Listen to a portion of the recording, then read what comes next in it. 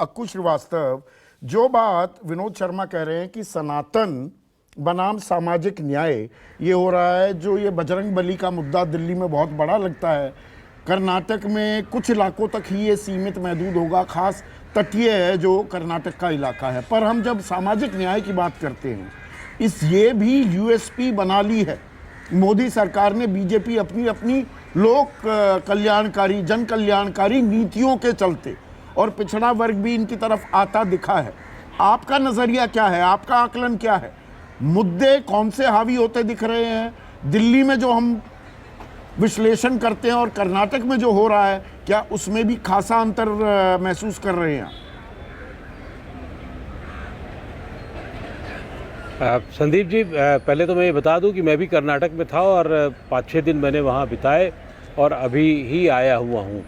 और कर्नाटक में बहुत कुछ ऑब्जर्वेशन हर जगह की तरीके से विनोद जी की बिल्कुल सही है, लेकिन ये जो सामाजिक न्याय, सामाजिक समीकरण, ये हर जगह हर समय पाया जाता है। और उसमें बाद में जो तड़का लगाने की जो प्रक्रिया शुरू हुई है पिछले 8-10 सालों से, वो होती रही है और उसी के तहत है।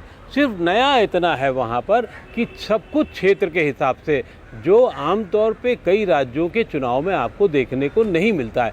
बिहार में नहीं मिलता है, यूपी में जब आप जहाँ से आप भी हैं और जहाँ मैं भी थोड़ा बहुत रह चुका हूँ, उस इलाके को, पश्चिम के इलाके को छोड़ देती तो फिर बहुत सारा चीज़ें, समीकरण काम एक तरीके से चलते हैं। लेकिन कर्नाटक में ये समीकरण अलग अलग क्षेत्र के हिसाब से, ये बिल्कुल सही है।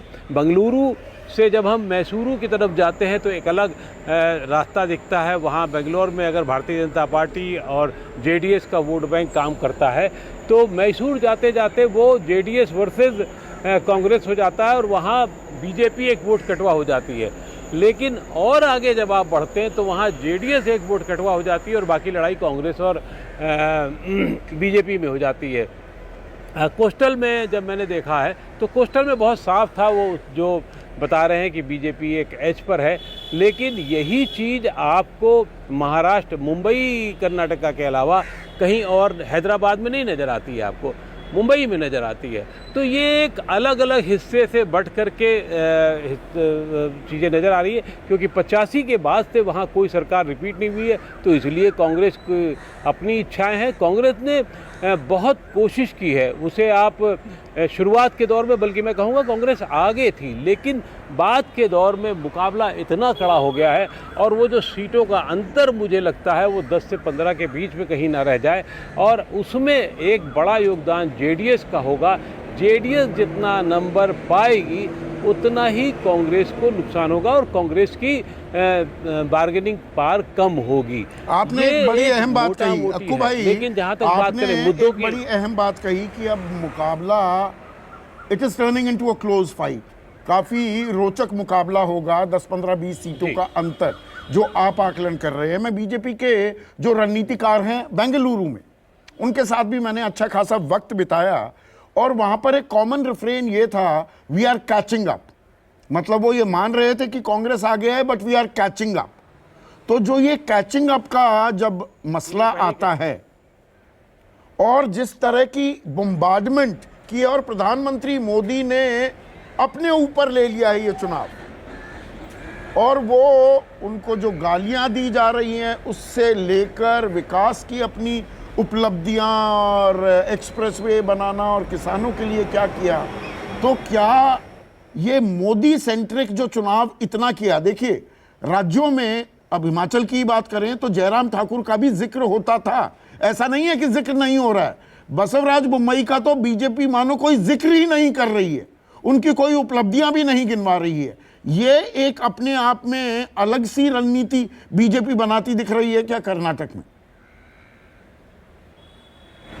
बिल्कुल ठीक कह रहे हैं आप उसमें कि मुंबई के साथ दिक्कत क्या हुई कि मुंबई एग्रेसिव चीफ मिनिस्टर नहीं रहे हैं, और खुद व्यक्तिगत उनकी इमेज नहीं खराब है, ये भी मैं बता दूं आपको, व्यक्तिगत रूप से उनके ऊपर बहुत, लेकिन वो 40% का जो आरोप चस्पा करने की कोशिश हो रही है, और भारतीय राजनीति के इतिहास में शायद पहली बार ऐसा हुआ होगा कि विज्ञापन एक छाप करके बाकायदा रेट लिस्ट करी गई है कि किस चीज़ के कितने पैसे हैं, किस चीज़ में ट्रांसफर में कितने पैसे लिए जाते हैं, कहाँ क्या क्या होता है। तो ये भारतीय भारतीय राजनीति का इतिहास था। लेकिन ये भी सच है, कर्नाटक में भ्रष्टाचार मुझे बहुत बड़ा मुद्दा नहीं नजर आया। उससे ज़्यादा बड़ा मुद्दा वहाँ महंगाई का दिखा।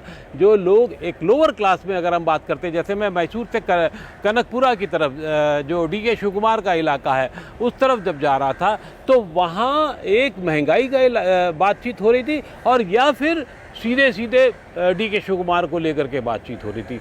वहाँ कनकपुरा में, क्योंकि वो उनका इलाका है, वहाँ हिंदू मुसलमान बहुत कोई फ़ायदा नहीं पड़ रहा है, ना ही लिंगायत वोकलिग्गा के है, क्योंकि वोकलिग्गा खुद DK शिव कुमार है, तो वो वोट उन्हें मिलता जो नज़र आ रहा है। लेकिन उन्हीं के आसपास के इलाकों में वो बिल्कुल उड़ जाता है। और जहाँ तक प्रधानमंत्री की बात है, प्रधानमंत्री ने कोशिश पूरी की है चुनाव पूरा उलटने की। दुनिया में कभी भी ऐसा पहले नहीं हुआ कि बजरंग दल का नाम आया और बजरंग बली पे आ गया मामला, क्योंकि धर्मभीरू जनता है वहाँ, सॉफ्ट स्पोकन लोग हैं। अगर आप उनको समझने की कोशिश करेंगे तो वो उनको ये भी शायद थोड़ा बहुत ख़राब लगा था जहर और वो जहरीला सांप वाली बात थी, क्योंकि ये मुद्दे 5-6 दिन चलते हैं, उसके बाद ख़त्म हो जाते हैं। अब सवाल ये है कि क्या जहरीला सांप और बजरंग बली 10 तारीख तक चल पाएंगे, इतनी तेज आवाज़ से चल पाएंगे, वो एक देखना होगा। और वो रोड शो देखने का वाली जो बात है, है। पर आशुतोष, मुझे